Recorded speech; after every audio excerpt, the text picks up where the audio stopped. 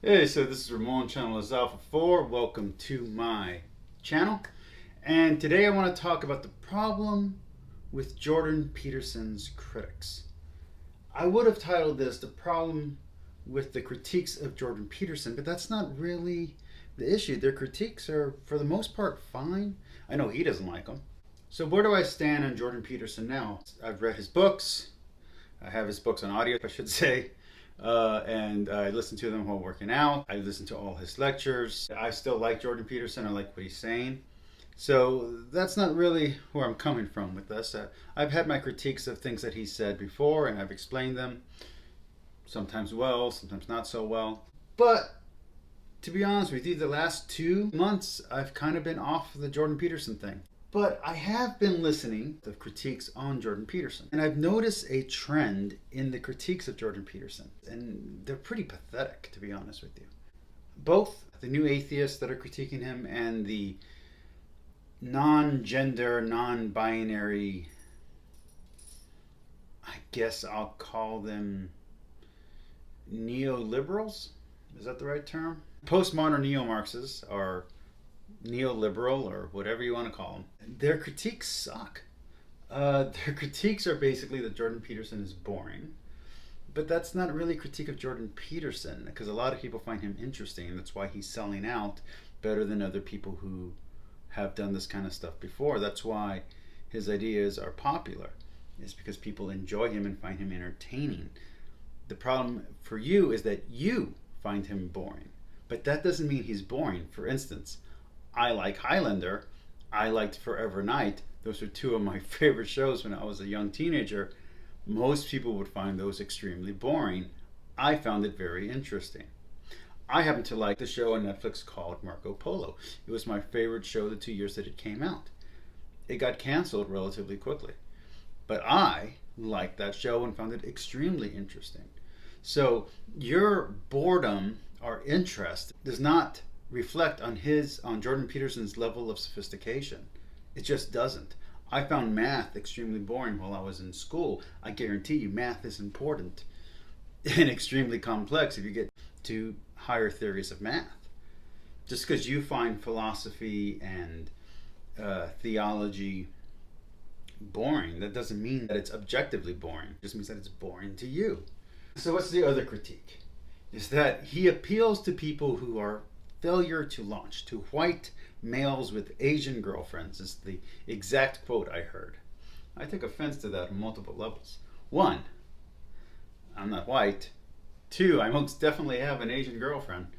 And three, listening to Jordan Peterson really does give you the gumption to kind of like move forward. So, okay. So the audience that he's appealing to is not the people you think he's appealing to. You're just trying to caricature those people. Okay.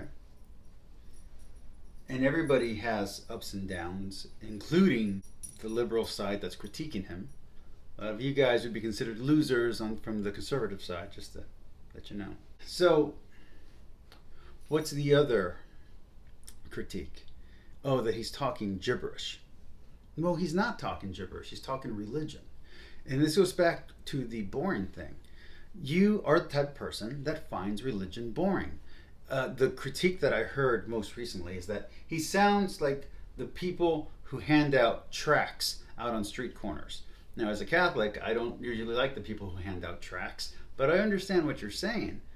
But again, that's not a good critique. Religion is completely sophisticated. Storytelling is completely sophisticated. If it wasn't, we wouldn't have 200 or 300 channels dedicated to storytelling. It is a completely sophisticated genre with many levels. There's a reason why books sell. There's a reason why people learn to read. So, no, your critiques are not good.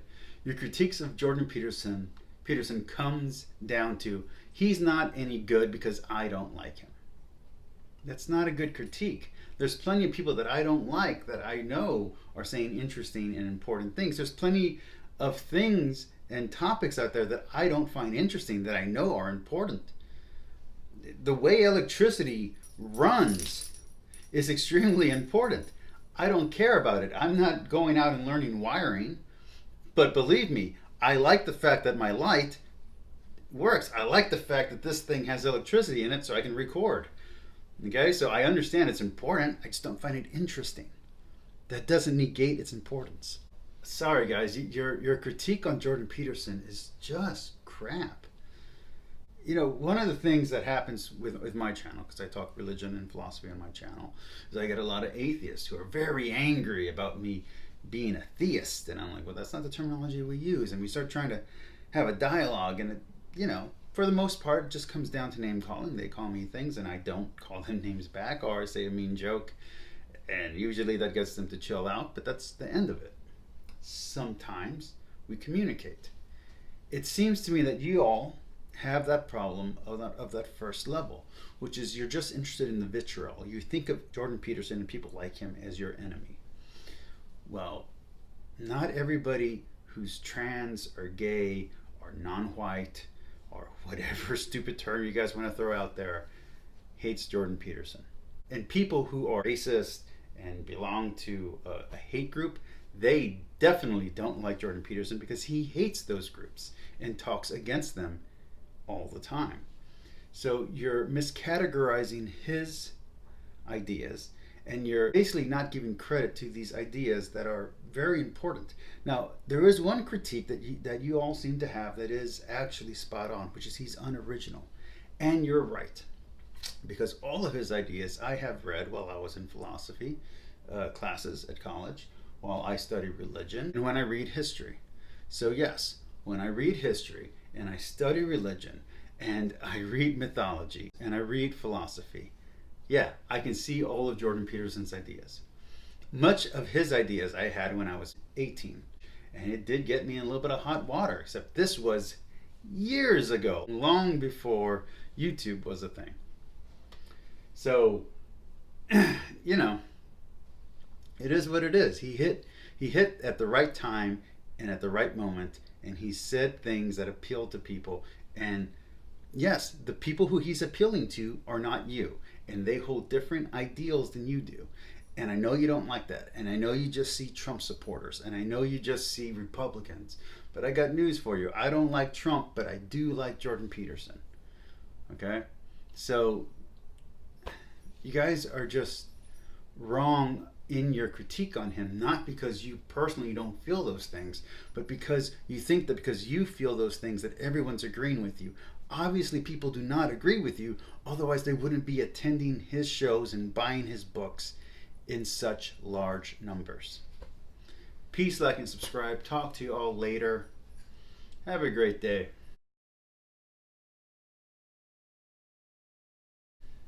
Oh, for my usual subscribers, questions 4 is still going on. I got about 28 topics. I just haven't found any interesting questions yet to ask. Me taking my girlfriend, who's an atheist, to different religious services, I want to keep doing it. The problem is she falls asleep in religious services, and what I want to do is I want to take her to more than just Christian services. I want to take her to Jewish services, maybe to a mosque for Islam.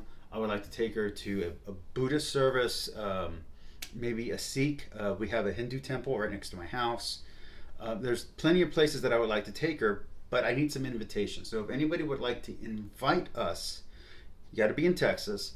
If anyone wants to invite us to any of these, to your religious service, whatever faith you are, let us know and we will go. Now, there is a caveat, which is she doesn't want to stay through the whole service if she gets bored. She wants to stay maybe for about 30 minutes. I was trying to get her to go to an Orthodox church, and I told her that sometimes those services last for 2 hours, and she was just flat out not interested. So if you guys are okay with the fact that she might check out, I'll probably stay for the whole service because I'm curious about those things. I love watching other people's rituals, and I love seeing how different people interpret religious scripture. And also I've read a bunch of different religions, so whatever religion you are, I'd love to see if my understanding coincides with your understanding, what the differences are. I'd love to see all that. But she doesn't. She just wants to see what it is and to get a feel for it. And once it gets to the preaching part, what we Catholics call the homily, she kind of checks out. So if you guys are interested in having me and my girlfriend, or my girlfriend and I, show up to your church or synagogue or mosque and take part in what we as visitors, as guests, would be allowed to take part in, please let me know. Comment down below. I'll gladly go on over. I'm going to put this same announcement, I'm going to copy it and I'll put it in another thing so you guys can see it on its own, or I'll just make another video saying this exact same thing.